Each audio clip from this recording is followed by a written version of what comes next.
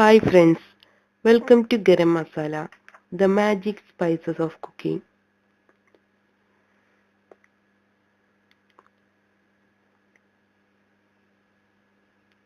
നമുക്കൊരു റിച്ചായ കേരള പൊറോട്ട വീട്ടിലുണ്ടാക്കിയാലോ? ഇതിനാവശ്യമായ സാധനങ്ങൾ എന്തെല്ലാമെന്ന് നോക്കാം. മൈദ 3 കപ്പ്, മുട്ട ഒരെണ്ണം, എണ്ണ 1 മുതൽ 1.5 കപ്പ് വരെ, തൈര് 2 മുതൽ 3 ടീസ്പൂൺ വരെ, ഉപ്പ്, പാൽ 1 കപ്പ്, വെള്ളം ആവശ്യത്തിന്. മുട്ടയും ഉപ്പും ചേർത്ത് നന്നായി ഇളക്കി വെക്കുക.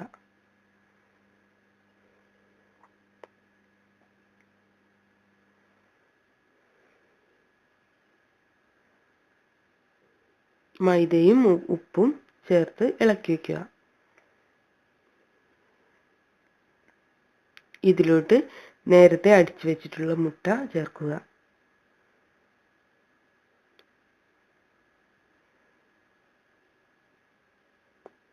അതിനുശേഷം തൈര് ചേർക്കുക. ഇവ നന്നായി യോജിപ്പിക്കുക.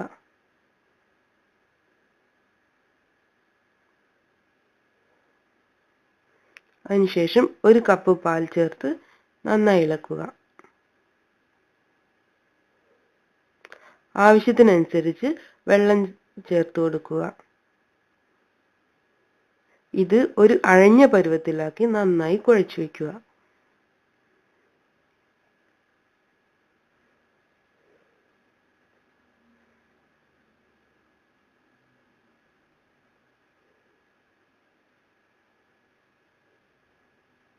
ഒരു പാത്രത്തിലോട്ട് മാറ്റി വയ്ക്കുക. അതിനുശേഷം മുകളിൽ എണ്ണ തടവുക. നനഞ്ഞ ഒരു കിച്ചൺ ടവൽ കൊണ്ട് ഇത് മൂടി വയ്ക്കുക. ഇങ്ങനെ 4 മുതൽ 6 മണിക്കൂർ വരെ മൂടി വയ്ക്കുക.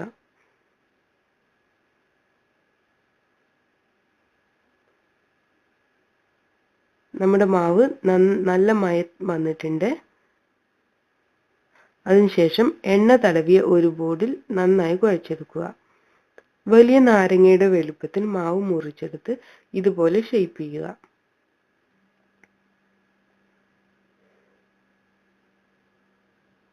ഇതുപോലെ എല്ലാ മാവും ഉണ്ടാക്കുക. 10 മുതൽ 15 മിനിറ്റ് വരെ നനഞ്ഞ കിച്ചൺ ടവൽ കൊണ്ട് ഇത് അടച്ചു വെക്കുക.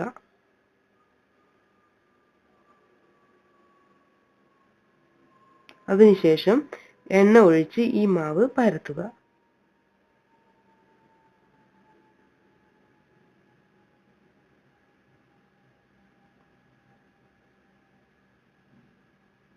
ഇത് നന്നായി അടിച്ച് കട്ടി കുറച്ച് എടുക്കാം. വേണമെങ്കിൽ ഒരു ചപ്പാത്തി റോളർ ഉപയോഗിച്ച് പരത്തിയെടുക്കാം.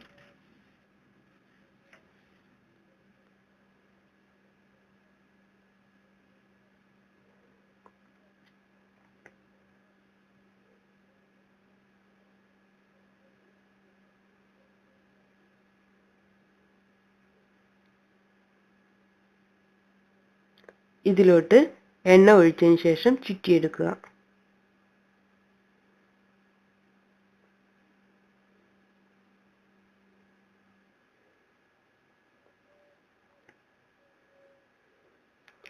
ഇതുപോലെ എല്ലാ മാവുകളും ഉണ്ടാക്കുക.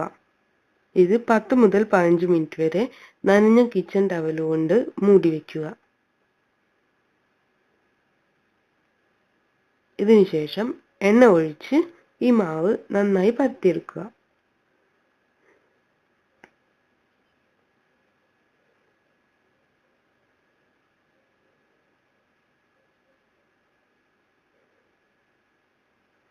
ചൂടായ ഒരു പാനിലോട്ട് എണ്ണ ഒഴിച്ച് നേരത്തെ തയ്യാറാക്കി വെച്ചിട്ടുള്ള പൊറോട്ട ഇതിലോട്ടിടുക.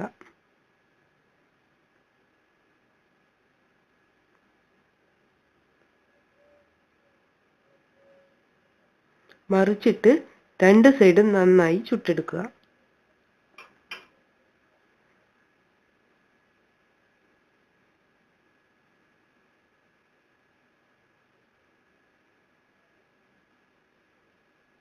ഇതുപോലെ എല്ലാ പൊറോട്ടകളും ചുട്ടെടുക്കുക. 3-4 പൊറോട്ടകൾ ഒന്നിച്ച് വെച്ച് 2 കൈ ഉപയോഗിച്ച് രണ്ട് ഭാഗത്തു നിന്നും ശക്തിയായി അടിച്ച് ഇതിനെ മയപ്പെടുത്തുക. ഇങ്ങനെ ചെയ്താൽ പൊറോട്ടയുടെ ഓരോ ലെയർ ആയിട്ട് നമുക്ക് വേർതിരിച്ചെടുക്കാം.